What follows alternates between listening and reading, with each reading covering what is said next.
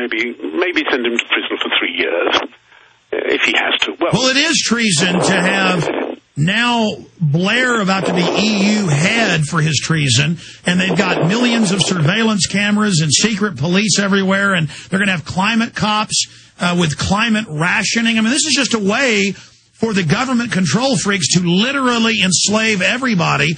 And you look at the polls, the Brits, the French, the Irish, none of them want this, but it continues to steamroller forward. Just thank God you're speaking up, and I hope many others will start speaking up. There is a huge groundswell of resentment, and it really only needs a trigger for this to become really very unpleasant and very socially explosive and divisive. Very unpleasant. I like the way you put that. Absolutely. Everybody worldwide wants liberty. They don't want tyranny. Speaking of the blade, you know, that's not. You see, that's the sad thing. That's the saddest thing of all. Not everybody wants freedom. I guess you're right. Some people want their decisions made for them. Well, it seems like I want freedom, so I think everybody else wants it. But I guess you're right. A lot of people do want to live under a nanny state control freak system. But speaking of the blade, as I'm sure you know, in England, they're trying to make you have a license now for a butcher knife, like in China. And so I guess for people to defend themselves, some people have been using swords and knives in their own homes. And when they get attacked and defend themselves, the police go persecute them. Is that because the state wants a monopoly of force and doesn't want citizens defending themselves?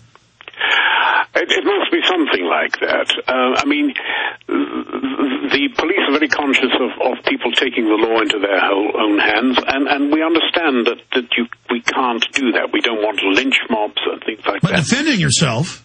Well, yes, but defending yourself, you're allowed to use reasonable force. However, if you happen to have a particularly liberal judge who's a liberal appointee or something like that, he may very well decide that, when you took that big, heavy walking stick and clubbed this lout to death with one hefty blow, that you were in fact infringing his rights. The fact that he had no right to be in your bedroom at 2 o'clock in the morning when you and your child and wife were sleeping in the house, it's got nothing to do with it. You shouldn't really have done that. You should have used a more reasonable force. Oh, yes, when you're getting attacked in the middle of the night, you're supposed to control yourself. Amazing, and that's what Reclaiming the Blade's all about. We'll talk about the film in our final segment with our guest, John Rhys-Davies, straight ahead. We really appreciate him giving us this time in the evening. Do you understand how dark it is? How far down the line we are? How late it is? And it burns, burns, burns. The rain. You know, I forgot to tell you that Viggo Mortensen is also in Reclaiming the Blade. And this is a 2-disc special, so before our guests leave you, I'm going to have the director tell you where you can get a copy of it. Well, ReclaimingTheBlade.com is one place, and it's going to hit TV and stores very, very soon if it hasn't already hit. I was lucky. I got this like 2 months ago and saw it before anybody else had, and so I'm not up to date on where it is and where it's airing, but I know it's going to be on TV or has already been on a bunch of TV stations. So we'll find out all those details with the director, Daniel McNichol, here in just a moment. But I'm telling you, I am blown away by talking to, the man who played all these great roles that I was just such a fan of as a kid, but even modern day. I love Lord of the Rings. I'm always talking about Washington D.C. and these major capitals as Mordor and the all-seeing eye of Sauron looking down on us. And John Rhys-Davies is, of course, Gimli. Will I have to run all the way to Isengard? I'm probably torturing him doing his lines. That's a very good representation of that, yes. But you see, Lord of the Rings is very much about that. It's very much about a challenge coming to your civilization that will either destroy your civilization or you must rise and stand up and fight for it. And if you don't, you'll lose your civilization. And if you do, you might just save it. Now we've got Gimli on the air with us. Gimli, what was it like working with Aragorn of Arathorn? Aragorn, he's the best. I mean, as men go, he's just about the best. They were all a grand bunch. assisting me in the recovery of that ring. I must say, they all did very well. But it is essentially a dwarf story, about the recovery of the ring, with the help of hobbits and others. Yes. Well, the ring did come from below the ground, and that's the realm of dwarves. That's right. It was our goal originally, I fear. But you've got to be careful of the concentration of power, you see. Power does corrupt, and absolute power does corrupt, absolutely. One ring to rule them all, and in the darkness bind them? One ring to rule them all, and in the darkness bind them. In the land of Mordor, where the shadows lie. Oh, my God.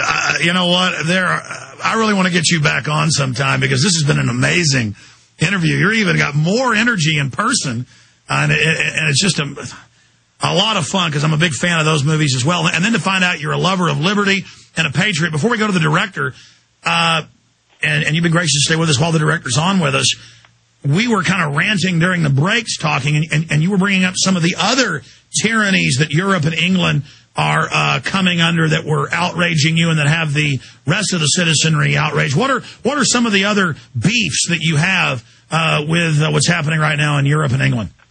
Well, in Britain in particular, our Chancellor, who is a man, our ex-Chancellor, who is now our Prime Minister, is a man of extraordinary self-delusion. I mean, he really did believe that his activity saved the world during the banking crisis. He is confidently saying that, he will not cut public services. At a time when, for instance, 100,000 private sector jobs were lost, he managed to add 30,000 public sector employees. In the end, you cannot spend your way out of debt. In the end, everyone in the private sector supports all the people in the public sector. In the end, government works for us, not for us working for the government. These are just inalienable truths, but somehow they seem to be forgotten so easily by every damn Tom and political jack. Sorry. No, you're right, but it's a vertically integrated economy. And it's the same here in the United States. Everything's collapsing. We're losing 640+ thousand jobs a month, and they're expanding the size of government, and they're increasing all the taxes, and the shops are starting to all close, and the government says, we're going to hold you by your legs, and like the sheriff of Nottingham, and shake the shillings out of your pockets. I mean, it's almost like they want us to have a revolution. It's like they want to force us into confrontation. Well, I don't think it's that. There is a belief that if you hold circuses and give bread and just give and give and give, then you will create an electorate that's wholly obligated to you. Unfortunately, in the end, the buck has to stop somewhere, and the only way out of it is that government will have to start printing paper. And I've lived in societies where inflation has gone to 3%, 4%, 5% a day. Imagine having save up your life savings is $10,000. It's a good little hunk. With that $10,000, you can actually do something. And in the space of 1 year, that $10,000 isn't worth enough to buy your family a meal. You imagine how mad you'd be. And that was Yugoslavia, just 15, 18 years ago, 20 years ago. Well, look at Zimbabwe. Look at other... in fact, all this money they've spent is guaranteed to start coming back in. We're already seeing inflation in many areas go up, even though housing's going down. It's kind of a nightmare stag inflation that's starting to set in. Yes, indeed. And the damnable thing is, you see, in a way, spending your way out of inflation, out of depression, is a theoretically interesting way of doing it. But you have to really have to have growth in place, or the seeds of growth in place that will match the investment that you're putting into things.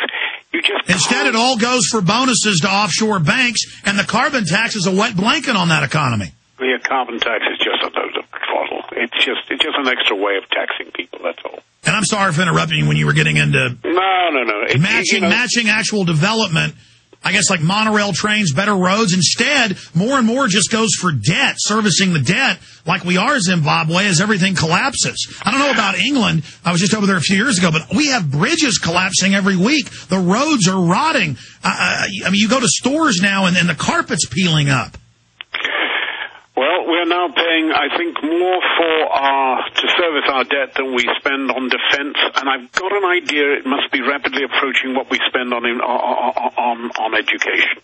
Amazing. Well, John... It's terrifying.